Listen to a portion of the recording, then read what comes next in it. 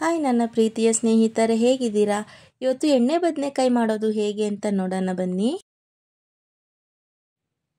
ಬೇಕಾಗುವ ಪದಾರ್ಥಗಳು: ಬದನೆಕಾಯಿ, ಈರುಳ್ಳಿ, ಎಣ್ಣೆ, ಟೊಮಟ, ಕೊತ್ತಂಬರಿ ಸೊಪ್ಪು, ಕರ್ಬೇವಿನ ಸೊಪ್ಪು, ಶುಂಠಿ, ಬೆಳ್ಳುಳ್ಳಿ, ಧನಿಯಾ ಪುಡಿ, ಅರಿಶಿನ ಪುಡಿ, ತೆಂಗಿನಕಾಯಿ, ಬಿಳಿ ಎಳ್ಳು, ಕಡಲೆಪಪ್ಪು, ಹುಣಸೆಹಣ್ಣು, ಸಾಂಬಾರ್ ಪುಡಿ, ಗರಂ ಮಸಾಲ, ಧನಿಯಾ ಪುಡಿ, ಜೀರಿಗೆ, ಒಣಗಿದ ಮೆಣಸಿನಕಾಯಿ, ಹಸಿಮೆಣಸಿನಕಾಯಿ, ಸಾಸಿವೆ, ಕಡಲೆಬೀಜ ಮತ್ತು ಉಪ್ಪು.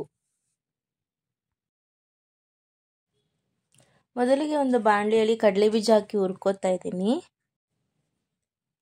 ಈ ಥರ ಇಷ್ಟು ಹುರ್ಕೊಂಡ್ರೆ ಸಾಕು. ಕಡಲೆಬೀಜ 2ರಿಂದ 3 ಸ್ಪೂನ್ ಅಷ್ಟು ತಗೊಂಡಿದ್ದೀನಿ. ಈಗ ಕಡಲೆಪಪ್ಪು ಹುರ್ಕೋತಾ ಇದ್ದೀನಿ.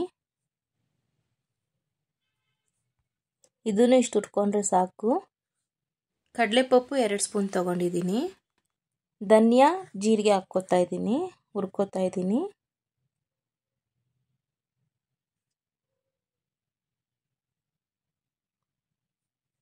ಧನಿಯಾ ನಾನು 2 ಸ್ಪೂನ್ ತಗೊಂಡಿದ್ದೀನಿ, ಜೀರಿಗೆ 2 ಸ್ಪೂನ್ ತಗೊಂಡಿದ್ದೀನಿ. ಇಷ್ಟು ಹುರ್ಕೊಂಡ್ರೆ ಸಾಕು. ಬಿಳಿ ಎಳ್ಳು 3 ಸ್ಪೂನ್ ತಗೊಂಡಿದ್ದೀನಿ. ಇದು ಸುಮ್ಮನೆ ಬೆಚ್ಚಗೆ ಹುರ್ಕೊಂಡ್ರೆ ಸಾಕು.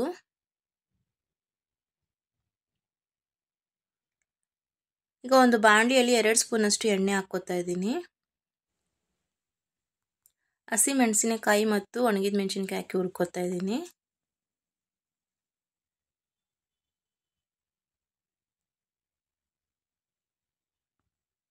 ಈರುಳ್ಳಿ ಹಾಕ್ಕೋತಾ ಇದ್ದೀನಿ.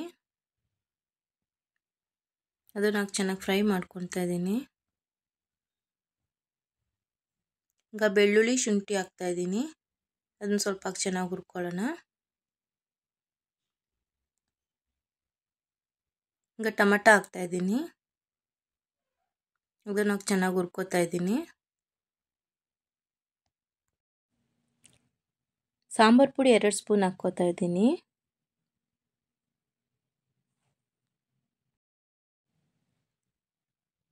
ಗರಂ ಮಸಾಲ 2 ಸ್ಪೂನ್ ಹಾಕ್ಕೋತಾ ಇದ್ದೀನಿ.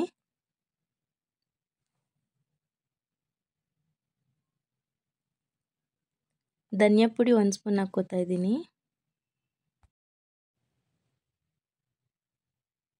ಅರಿಶಿನ ಪುಡಿ ಅರ್ಧ ಸ್ಪೂನ್ ಹಾಕ್ಕೋತಾ ಇದ್ದೀನಿ. ಎಲ್ಲ ಹಾಕ್ಬಿಟ್ಟು ಚೆನ್ನಾಗಿ ಮಿಕ್ಸ್ ಮಾಡ್ಕೊಳ್ಳೋಣ.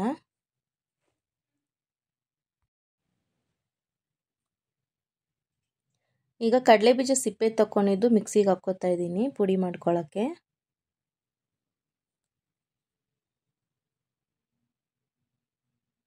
ಧನಿಯಾ ಮತ್ತು ಜೀರಿಗೆ ಹಾಕ್ಕೋತಾ ಇದ್ದೀನಿ.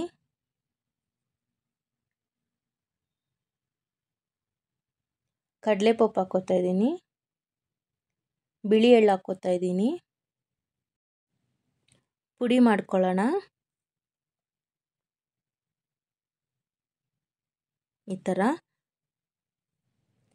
ಮೊದಲು ಇದು ಫಸ್ಟ್ ಪುಡಿ ಮಾಡಿಕೊಂಡು ಆಮೇಲೆ ನಾವು ಹುರ್ಕೊಂಡಿರೋದು ಟೊಮಟ ಈರುಳ್ಳಿ ಮಸಾಲ ಹಾಕ್ಕೋಬೇಕು.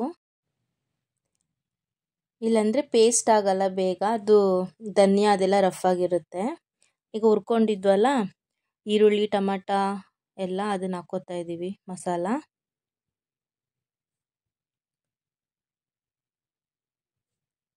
ಈಗ ತೆಂಗಿನಕಾಯಿ ಹಾಕ್ಕೊಳ್ಳೋಣ.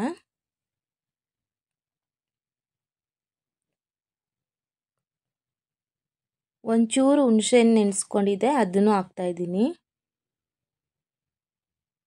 ನೀರು ಹಾಕ್ತಾಯಿದ್ದೀನಿ. ಈಗ ರುಬ್ಕೊಳ್ಳೋಣ. ನೋಡಿ ಈ ಥರ. ಈಗ ಮೇಲಿಂದ ನಾನು ಉಪ್ಪು ಸ್ವಲ್ಪ ಹಾಕ್ತಾಯಿದ್ದೀನಿ, ಯಾಕಂದರೆ ಬದನೆಕಾಯಿ ಒಳಗಡೆ ಸ್ಟಫ್ ಮಾಡಬೇಕಲ್ವ, ಅದಕ್ಕಾಗಿ 2 ಸ್ಪೂನಷ್ಟು ಹಾಕಿದ್ದೀನಿ. ಬೇಕಿದ್ರೆ ಮೇಲೆ ನೋಡ್ಕೊಂಡು ಹಾಕ್ಕೋಬೋದು. ಮಿಕ್ಸ್ ಮಾಡಿಬಿಟ್ಟು ಇನ್ನೊಂದ್ಸಲಿ ರುಬ್ಕೊಳ್ತೀನಿ.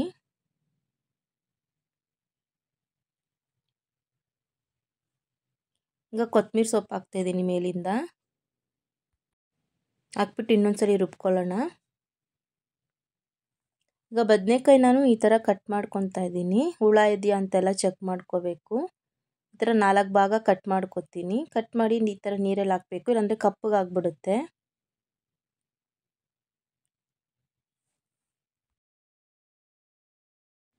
ಒಂದೊಂದಾಗಿ ಎಲ್ಲ ನೀಟಾಗಿ ಚೆಕ್ ಮಾಡ್ಕೊಳ್ಳಿ. ಹುಳ ತುಂಬಾ ಇರುತ್ತೆ ಬದನೆಕಾಯಲ್ಲಿ.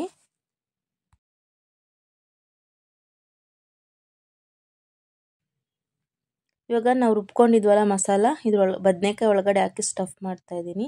ನೀಟಾಗಿ ಒಳಗಡೆ ಎಲ್ಲ ಹಾಕ್ಬೇಕು, ಮಸಾಲೆ ಹಿಡಿಬೇಕಲ್ವ ಅದಕ್ಕೆ. ಎಲ್ಲ ಕಟ್ ಮಾಡ್ಕೊಂಡಿರೋ ಬದನೆಕಾಯಿ ಒಳಗಡೆನೂ ಈ ಥರ ಎಲ್ಲ ಸ್ಟಫ್ ಮಾಡ್ತಾಯಿದ್ದೀನಿ.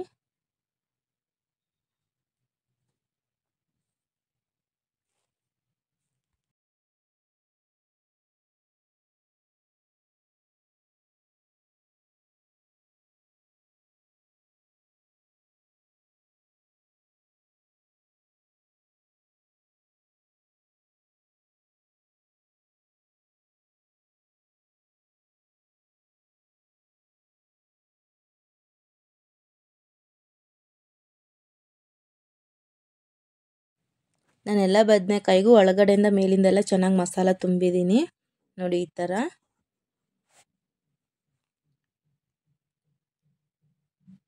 ಒಂದು ಕುಕ್ಕರಲ್ಲಿ ನಾನು 4ರಿಂದ 5 ಸ್ಪೂನಷ್ಟು ಎಣ್ಣೆ ಹಾಕ್ಕೋತಾ ಇದ್ದೀನಿ.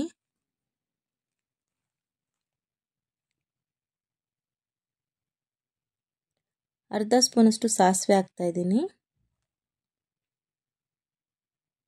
ಅರ್ಧ ಸ್ಪೂನಷ್ಟು ಜೀರಿಗೆ ಹಾಕ್ತಾಯಿದ್ದೀನಿ.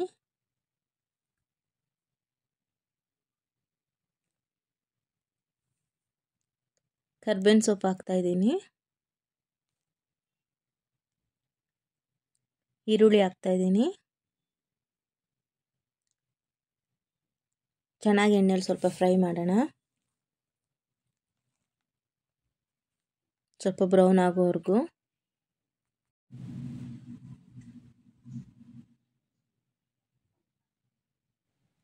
ಈ ಥರ ಎಲ್ಲ ಚೆನ್ನಾಗಿ ಬ್ರೌನ್ ಆದಮೇಲೆ ಈಗ ಒಂದೊಂದಾಗಿ ನಾನು ಬದನೆಕಾಯಿ ಒಳಗಡೆ ಎಲ್ಲ ಮಸಾಲ ತುಂಬಿದ್ವಲ್ಲ ಹಾಕ್ತಾಯಿದ್ದೀನಿ.